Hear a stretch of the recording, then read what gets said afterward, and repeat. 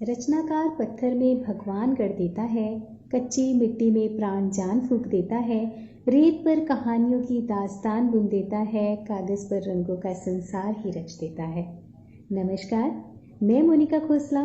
सबसे पहले तो हमारे सम्माननीय director ma'am Shrimati Anuradha Gupta ma'am तथा डायरेक्टोरेट के सांस्कृतिक इकाई के इंचार्ज श्री सुजीत सर जी का हार्दिक धन्यवाद देना चाहती हूँ, जिन्होंने शिक्षा विभाग के सर्वांगीण विकास हेतु रचनात्मकता पक्ष के महत्व को ध्यान देते हुए अपनी ही तरह की इस बेमिसाल अभूतपूर्व 15 दिवसीय साहित्य कार्यशाला का आयोजन करवाया तथा इसमें सौभाग्य से मैं भी एक रिसोर्स पर्सन के तौर पर एक हिस्सा थी।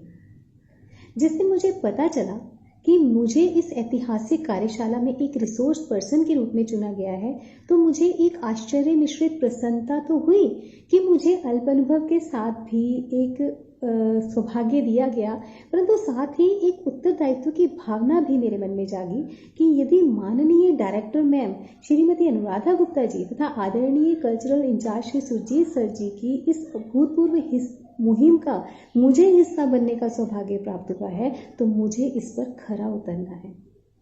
पहले ही दिन यानी 28 सितंबर को माननीय डायरेक्टर मैम के प्रेरणादायक मार्गदर्शन से सभी के मन में जोश से भर गए। सभी के मन में एक जोश सा पैदा हो गया कि न केवल रिसोर्स पर्सन्स बल्कि सभी प्रतिभागी भी जोशो खरोश से मैम के स्काई इज द लिमिट के मोटो को पूरा करने में तथा कार्यशाला को सफल बनाने के उसमें मुहिम में जुट गए, क्योंकि यह कहा भी गया है कि रचनात्मकता ही जीवन को आगे ले जाती है तथा कुछ नया खोजने में मदद करती है। सम्माननीय सुजीत सर जी रोजाना 2 सत्र पूरे अनुशासन तथा समयबद्धता के साथ प्रतिभागियों को हर तरह की बारीकियों को समझाने में पूरे तन मन से कार्यरत हो जाते थे। चाहे वह जूम पर लाइव सेशन हो, सभी विधाओं के लेख हो, फेसबुक पर लाइव सेशन हो, हर तरह की हर दोहे, हर छंद, हर बहर को बारीकी से हर प्रतिभागी को समझाना हो, और हर तरह की मेहनत जो उन्होंने की कि क्या गद्य, क्या पद्य, क्या बहर, क्या गजल, क्या रिपोर्ट, क्या संस्मरण, क्या यात्रा लेख, सब प्रतिभागियों के कलम से कैसे आना शुरू हो गए मानो रचनात्मकता की बाढ़ ही आ गई हो। कहते हैं रचनात्मकता बाजार में नहीं मिलती, रचनात्मकता आपके भीतर ही मौजूद होती है, जिसको बाहर निकालने में आदरणीय सुरजीत सर जी ने कोई कसर नहीं छोड़ी, और साथ ही हम रिसोर्स पर्सन भी अपनी अपनी भूमिका अदा करते रहे। और इस तरह से कब 15 दिन बीत गए और 12 अक्टूबर का दिन आ गया, पता ही नहीं चला। समापन समारोह तो हो रहा था, परंतु सभी प्रतिभागियों की फीडबैक से यही लग रहा था कि वे यह चाहते थे कि यह कार्यशाला कभी भी खत्म ना हो, परंतु जीवन चलने का नाम है। समापन समारोह में जब हमारी डायरेक्टर मैम ने यह बात बोली कि उन्हें इस कार्यशाला के सफलतापूर्वक आयोजन पर एक सेंस ऑफ कंटेंटमेंट की फीलिंग हो रही है, क्योंकि वे भी यही चाहती हैं कि यूनिटी इन डाइवर्सिटी हो, हर भाषा एक साथ उन्नति करे, तथा साथ ही उन्होंने यह आशा भी जताई कि इस तरह की कार्यशालाएं ऑटोमेटेड मोड में चलती रहनी चाहिए। सच बताती हूँ कि उस समय इस ऐतिहासिक कार्यशाला के रिसोर्स पर्सन के तौर पर एक आंतरिक खुशी का अनुभव हुआ। यहाँ मैं यह भी बताना चाहूँगी कि उनकी साहित्यिक सोच का ही कमाल है कि मैं आज आप सबसे बात कर रही हूँ।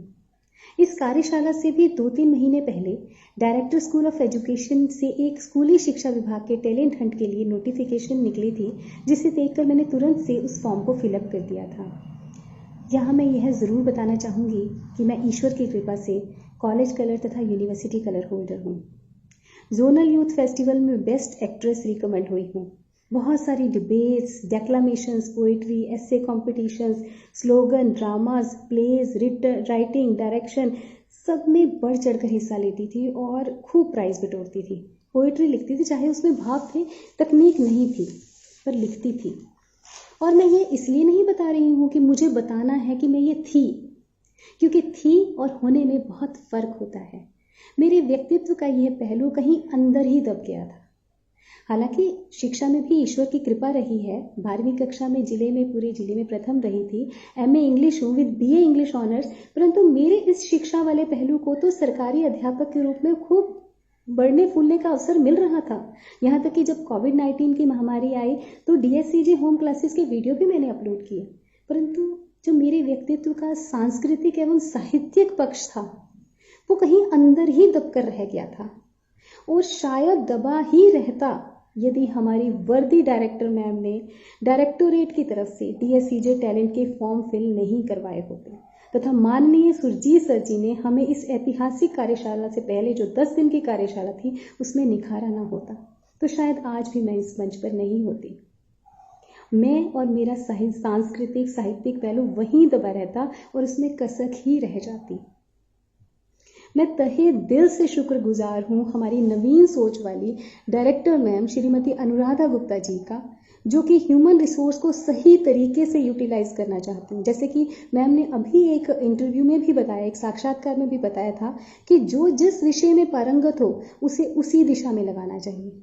तथा कार्यशाला के समापन समारोह में भी उनका कहना था कि इस तरह की कार्यशालाओं के आयोजन से हम केवल अध्यापक को ही नहीं निखारते हैं, बल्कि उसके साथ जुड़े समाज के हर हिस्से को पता नहीं कितना निखार देते हैं, इसका अंदाजा लगाना मुश्किल है।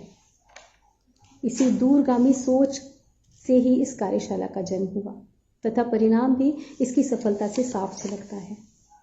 और उनके लिए जम्मू संभाग के सभी लोगों की तरफ से मैं बोलना चाहती हूँ, इस बस्ती से अलग जमाने को जुदा कह दें, अजब कहें, अजीम कहें, अलहदा कह दें, आपकी रहनुमाई के किस्से इतने मकबूल हैं कि हमारी पेश चले तो हम आपको खुदा कहते हैं। यह मैं नहीं, मैम की करिश्माई सोच, नए सफल प्रयोग तथा शिक्षा विभाग की प्रगति को देखकर आज बच्चा बच्चा कह रहा है। बाकी एज ए रिसोर्स पर्सन के तौर पर मुझे एक संतुष्टि का अनुभव होता था जब प्रतिभागियों द्वारा ही उनकी फीडबैक में हमारा भी कहीं नाम लिया जाता था। लगता था कहीं उस विश्वास पर हम खरे उतरे हैं जिसके तहत हमारा रिसोर्स पर्सन के तौर पर चयन हुआ। कुल मिलाकर यह कार्यशाला बहुत ही एक सफलतम कार्यशाला रही।